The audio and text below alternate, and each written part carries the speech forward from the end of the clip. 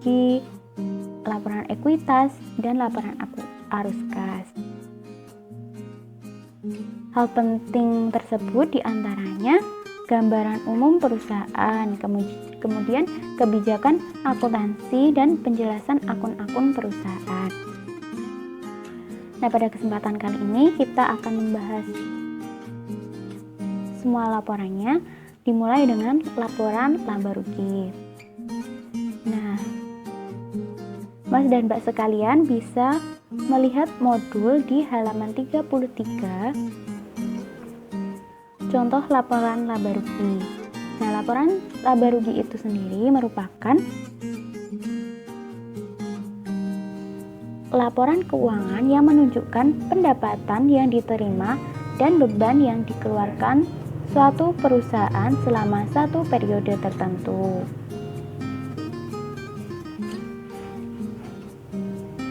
Nah, untuk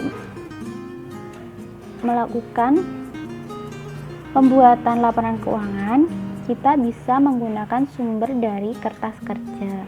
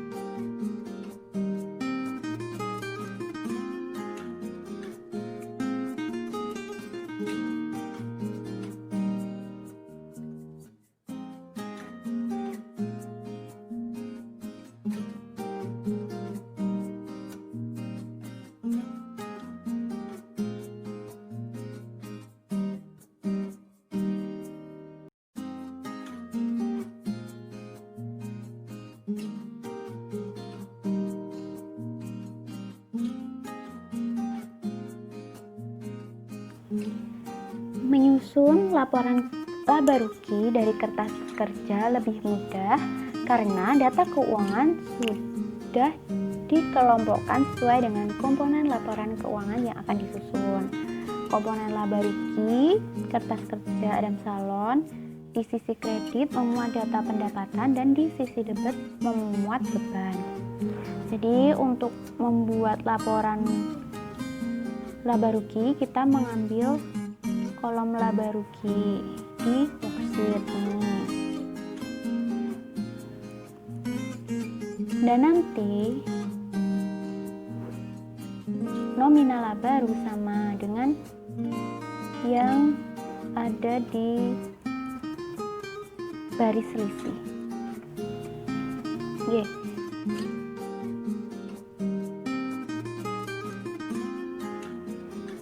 Di laporan laba rugi itu ada laporan laba rugi single step dan laporan laba rugi multiple step.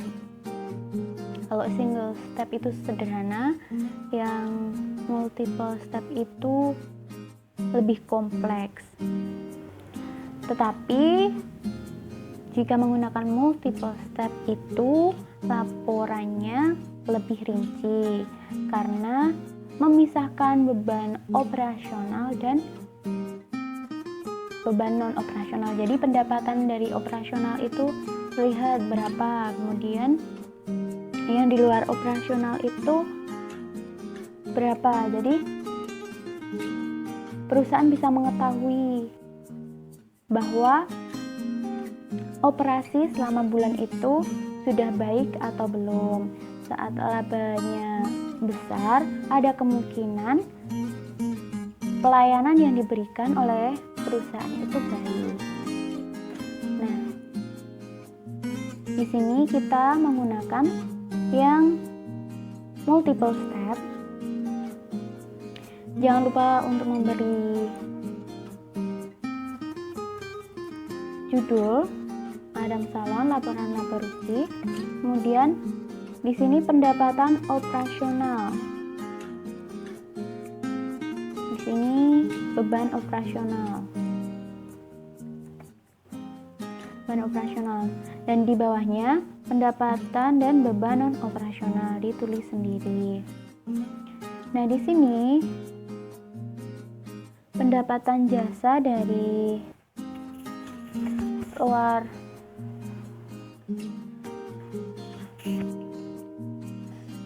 itu berapa?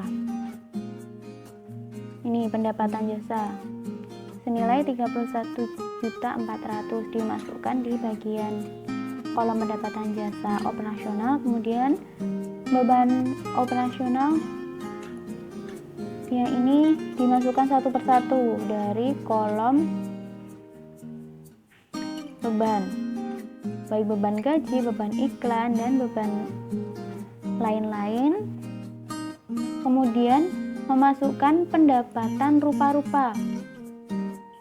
Di sini perusahaan mendapatkan pendapatan berupa bunga. Karena perusahaan itu kegiatan utamanya tidak memperoleh bunga, maka dari itu pendapatan bunga dimasukkan di pendapatan non operasional. Jadi misal perusahaan itu operasionalnya membuat baju. Nah, selain membuat baju itu masuk ke non operasional. Seperti itu. Jadi di luar kebiasaan perusahaan. Kemudian beban. Bebannya juga dan lain-lain. Nah, di sini dijumlahkan, dicari selisih.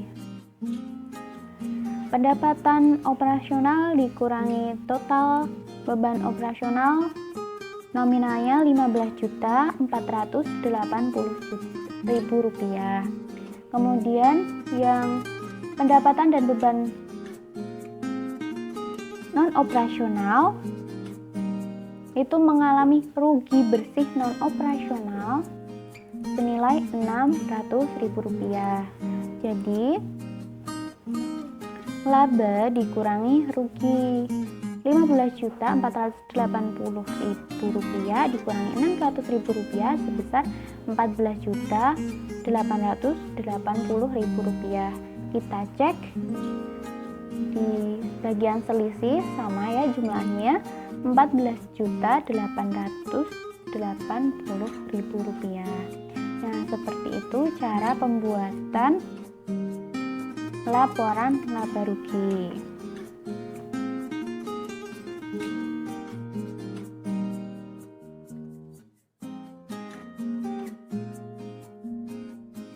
Yang selanjutnya yaitu adalah laporan perubahan ekuitas. Laporan perubahan ekuitas merupakan laporan yang menunjukkan perubahan modal suatu perusahaan dalam satu periode tertentu. Nah, komponen laporan perubahan ekuitas adalah modal, laba atau rugi bersih, dan preferred. Yuk kita ke lembar contoh. Di sini ada nama perusahaan dan laporan apa yang akan dibuat. Kemudian yang pertama diisi dengan modal awal atau ekuitas awal pada tanggal 1 Januari 2014. Modal awal periode tahun bersangkutan, jadi tanggal 1 Januari. Kemudian ditulis komponen yang menambah atau mengurangi ekuitas tersebut. Jika menambah adalah laba, dan yang menjadi pengurang adalah prefer. Nah, di sini ya. Laba bersih diperoleh dari nominal laba. Nominal laba rugi yang ada di laporan laba rugi. Kemudian prefer diambil dari worksheet akun prefer, nominalnya berapa, kemudian dijumlahkan atau dikurangkan. Nah, di sini terdapat penambahan modal sebesar 14.380.000 karena memang terdapat pengambilan pribadi oleh Tuan Adam sebesar 500.000, sehingga ekuitas akhir pada 31 Desember 2014 nominalnya adalah Rp39.380.000.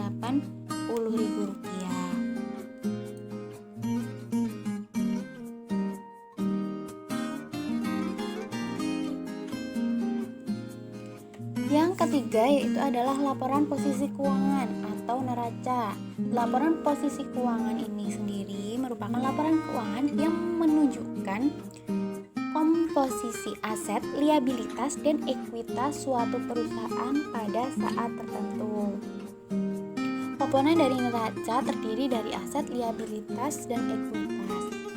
Ada dua bentuk laporan posisi keuangan. Yang pertama adalah bentuk kontrol dan yang kedua adalah bentuk pelaporan atau bentuk laporan. Jika kontrol itu aset dan liabilitas sejajar,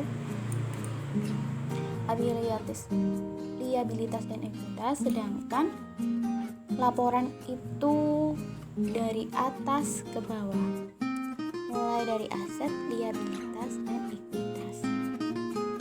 Nah, laporan posisi keuangan ini sendiri diambil dari worksheet bagian neraca yang akhir, bagian ini. Hanya saja yang membedakan adalah bagian modal. Modalnya diisi dengan ekuitas pada 31 Desember. Jadi ekuitas akhir pada periode yang bersangkutan. Untuk aset dan liabilitas itu diisi sama nominalnya dengan nominal yang ada di worksheet bagian neraca.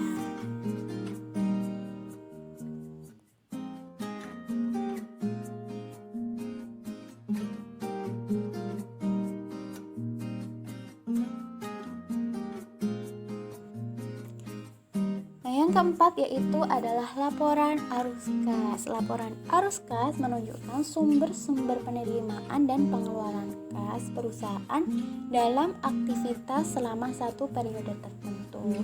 Metode penyusunan arus kas itu ada dua. Yang pertama metode langsung dan metode tidak langsung. Metode langsung itu dengan cara mengidentifikasi penambahan atau pengurangan kas dari aktivitas perusahaan. Bisa diambil dari transaksi ataupun buku besar.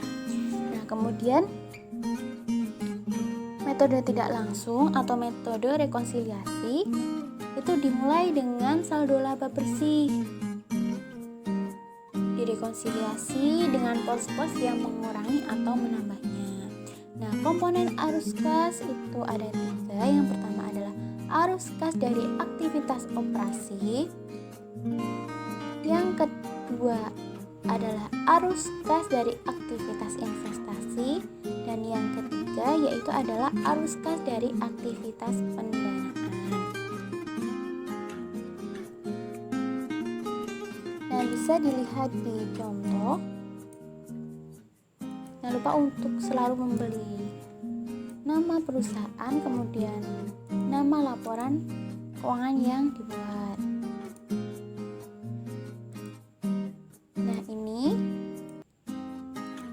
adalah kegiatan operasional perusahaan. Jadi arus kas dari operasional itu dari mendapatkan pendapatan.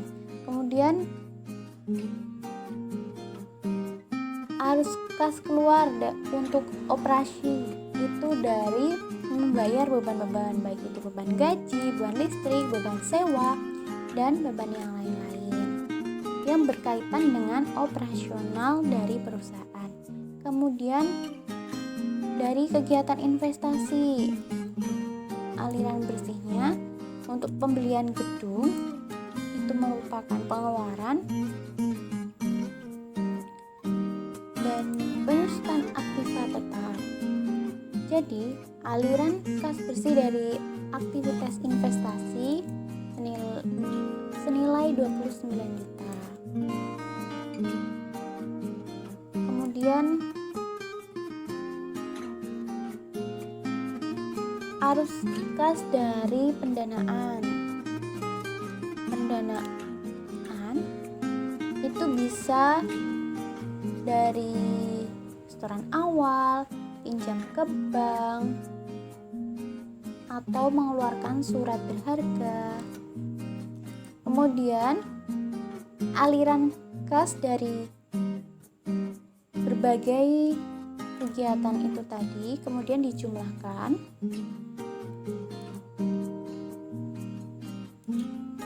sehingga menemukan nominal Rp14.500.000, kemudian ditambah dengan saldo awal pada tanggal 1 Desember karena di sini tidak memiliki saldo awal, hanya diketahui saldo akhir pada bulan Desember.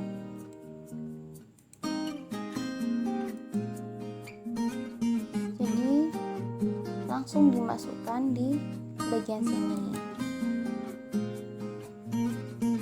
Saldo akhirnya senilai 7 juta. Begitu. Penyusunan laporan keuangan yang ada itu sama dengan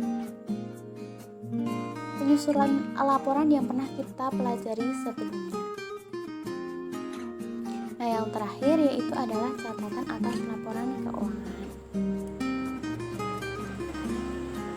Ini contohnya adalah meja kantor senilai sekian, dibeli tanggal sekian, dan data ini tidak mungkin atau terlalu berlebihan jika dicatat di bagian laporan keuangan. Itu tadi masuk dalam laporan posisi keuangan sebenarnya di bagian aset tetap. Aset tetapnya berupa A, B, C, dan D seperti itu.